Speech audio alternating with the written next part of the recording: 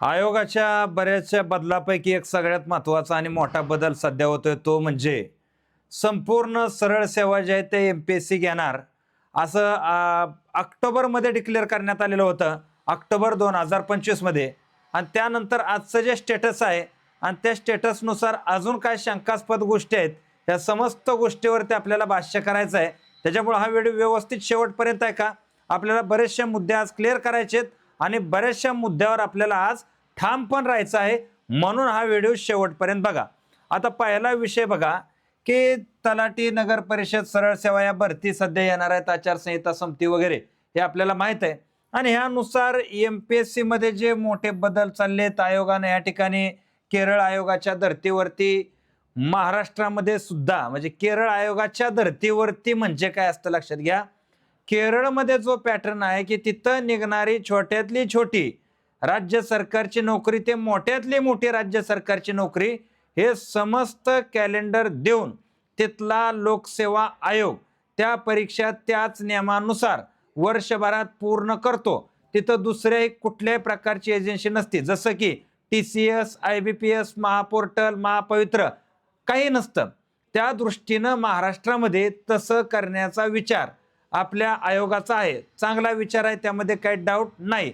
का तर TCS, IBPS, even IBPS बद्दल जास्त बोलत नाही, पण टीसीएस बद्दल का तर बऱ्याचशा वेळेस आपण पाठीमागं तलाट्याला बघितलं, नॉर्मलायझेशन प्रक्रिया वगैरे विद्यार्थ्यांची मोठ्या प्रमाणात नाराजगी वगैरे होती. हे सगळे मुद्दे आपण मागच्या वेळेस पाहिलेले होते 2023ला. आणि त्यानुसार विद्यार्थ्यांची मागणी होती की हे सगळं एमपीएससी कडे जावं. पण आता त्याच्यामध्ये गोष्ट काय बघा, धक्कादायक गोष्ट अशी आहे की सध्या ही एक बातमी आहे. ही बातमी आहे म्हणजे हा न्यूजपेपरची बातमी आहे, म्हणून याला बातमी म्हणणार नाही आपण. परंतु खऱ्या अर्थानं गव्हर्नमेंटच्या जी आर मध्ये पण असं आहे की सध्या म्हणजे आपण पाहतो की 30 जानेवारीला, कधी 30 जानेवारी 2026ला आयोगानं परत एकदा टीसीएस म्हणजे आयोगानं म्हणता येत नाही पण शासनानं टीसीएस आणि आयबीपीएस ह्यांच्या बरोबरचा करार वाढवला.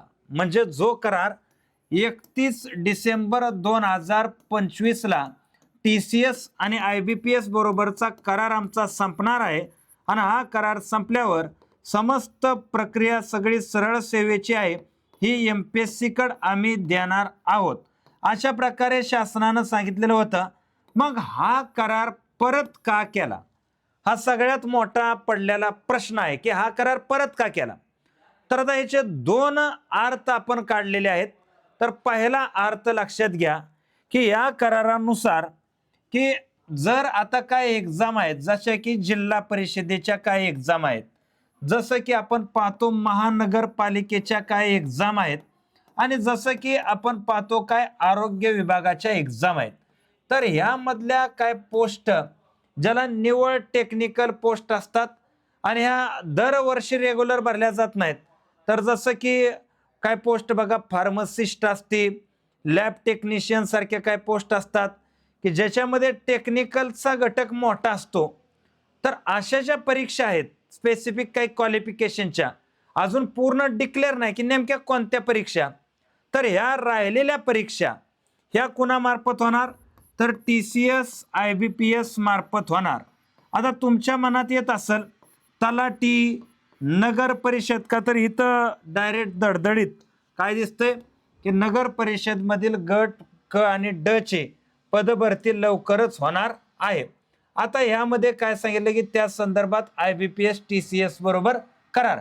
तर नगर परिषद पण ह्यामध्ये घ्या तुम्ही, कशामध्ये, ह्यामध्ये की नगर परिषद, यामध्ये नगर परिषद पण घ्या की ह्यातल्या सुद्धा काय ज्या पोस्ट असतात ज्याला निव्वळ टेक्निकलच्या पोस्ट म्हणतो की या अशी काय पद्धत तिथं भरली जाऊ शकतात कोणामार्फत, टीसीएस आयबीपीएस. परंतु जी पद्धत धडधडीत आहेत जसं की तलाठी, कर निर्धारक प्रशासकीय सेवा, कृषी सेवक, अशी जी मोठी मोठी पदं आहेत. आता कृषी सेवक पण काय घटक टेक्निकल आहे ना, परंतु तरी ते पद मोठं पद आहे.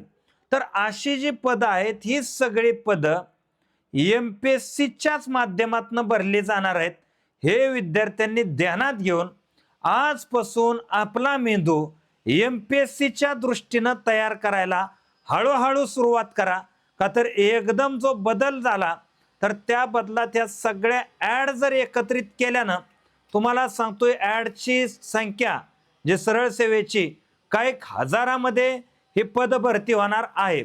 आणि म्हणून माझं विद्यार्थ्यांना आव्हान असं आहे की तुम्ही आता MPSCचा जो काय आयोगानं बदल केलेला आहे, म्हणजे परीक्षा कशी असेल, नेमकं फक्त एकच एक्झाम होईल का प्री होईल, मेन्स होईल का टेक्निकलच्या काय पोस्टच्या जसं की कृषी सेवक सारख्याची सेपरेट होईल, तर हे सगळं ते लवकरात लवकर डिक्लेअर करतील. पण एक गोष्ट कुठं चुकली नाही, GSचा अभ्यास, मराठीचा अभ्यास, गणित बुद्धिमत्तेचा अभ्यास, का तर त्यावेळेस इथून पुढं हे रेग्युलर ॲड येत राहतील आणि त्याचा तुम्हाला भरपूर फायदा होईल. आणि परत वरडाय जागा राहणार नाही की नॉर्मलायझेशन झालं, ऑनलाईनमध्ये काय घोळ झाला, तिथं अभ्यासच लागणार आहे. ही गोष्ट लक्षात घ्या आणि ही माहिती तुमच्या लक्षात आलेली असावी अशी अपेक्षा व्यक्त करतो आणि या ठिकाणी मी थांबतो. जय हिंद, जय महाराष्ट्र.